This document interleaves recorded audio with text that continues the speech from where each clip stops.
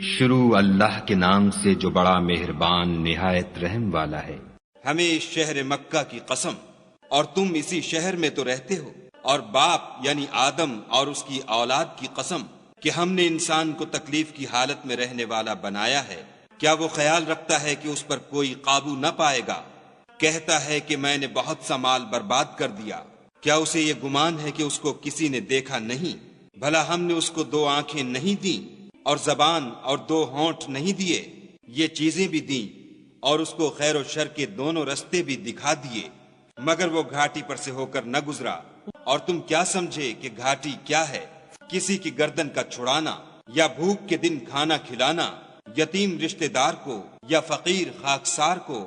پھر ان لوگوں میں بھی داخل ہوا جو ایمان لائے اور صبر کی نصیحت اور لوگوں پر شفقت کرنے کی وصیت کرتے رہے۔ یہی لوگ صاحب سعادت ہیں، اور جنہوں نے ہماری آیتوں کو نہ مانا وہ بدبخت ہیں۔ یہ لوگ آگ میں بند کر دیے جائیں گے،